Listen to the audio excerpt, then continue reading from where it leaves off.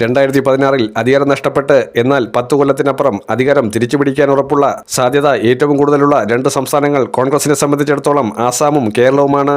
ഈ രണ്ട് സംസ്ഥാനങ്ങളുടെയും പ്രത്യേകത എന്നത് ഒരു സംസ്ഥാനം ഇന്ത്യയുടെ തന്നെ തെക്കുവശത്തെ BJPക്ക് അപ്രായോഗികമായിട്ടുള്ള ഒരു സ്ഥാനത്ത് കിടക്കുന്ന സംസ്ഥാനം. അത് വർഗീയ ശക്തികളുടെ ഈറ്റില്ലമാക്കാൻ ഒരു കാലഘട്ടത്തും മതേതരത്വം അനുവദിക്കില്ല എന്ന് ഉറപ്പുള്ള സംസ്ഥാനം.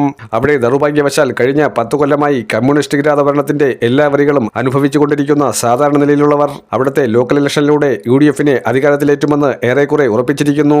ആസാമിലെ സാഹചര്യം എന്നത് ഇന്ത്യയിലെ തന്നെ ഏറ്റവും ഉയർന്ന ഭൂരിപക്ഷം ഒരു ലോക്സഭാ സാമാജികന് നൽകിയതുൾപ്പെടെ കോൺഗ്രസിന് എണ്ണിപ്പറയാവുന്ന പല നേട്ടങ്ങളും കഴിഞ്ഞ ലോക്സഭാ തെരഞ്ഞെടുപ്പിൽ നൽകിയ സംസ്ഥാനം. അവിടുത്തെ അസംബ്ലി സെക്ടർ വൈസ് ലീഡ് നോക്കുമ്പോൾ 126 മണ്ഡലങ്ങളിൽ 63 കോൺഗ്രസ് വ്യക്തമായ മുൻതൂക്കം നേടിയിരിക്കുകയാണ്.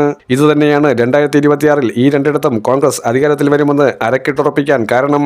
മാത്രമല്ല ഈ രണ്ടിടത്തെയും മുഖ്യമന്ത്രിമാർ ഏകാധിപതികളെ പോലെയാണ്. അവർ ഭരണം നിലനിർത്താൻ എന്ത് വൃത്തികേടും കാട്ടിക്കൂട്ടുന്നവരുമാണ്. ഹിമന്ത വിശ്വ ശർമ്മയായിരുന്നാലും പിണറായി വിജയനായിരുന്നാലും ഈ രണ്ടുപേരെയും പുറത്താക്കേണ്ട സമയം അതിക്രമിച്ചിരിക്കുന്നുവെന്ന് ഉറപ്പിക്കുന്ന സാഹചര്യമാണ്. ഇവിടുത്തെ ജനങ്ങൾ പാർട്ടി ഭേദമന്യേ ജാതിമത ഭേദമന്യേ ഒരേ സ്ഥലത്തിൽ ഉച്ചത്തിൽ പറയുന്നത്.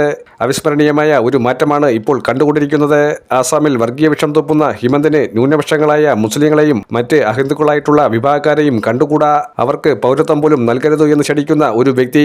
ഇപ്പുറത്ത് പിണറായി വിജയനായിക്കോട്ടെ ഒരു രീതിയിലും വർഗീയ ശക്തികളെ വിട്ടുകൊണ്ടുള്ള ഒരു കളിയില്ല എന്ന് അസന്നിഗ്ധമായി പ്രഖ്യാപിച്ച് താൻ ഇങ്ങനെ ചെയ്യൂവെന്ന് വിചാരമുള്ള വ്യക്തി.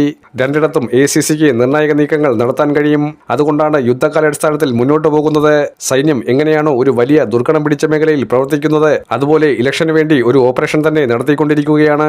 ഈ രണ്ടിടത്തും അധികാരം തിരിച്ചുപിടിക്കാൻ ഉറപ്പിക്കുന്ന അതിന് ശക്തി പകരുന്ന നേതാക്കളെയാണ് വിന്യസിച്ചിരിക്കുന്നത്.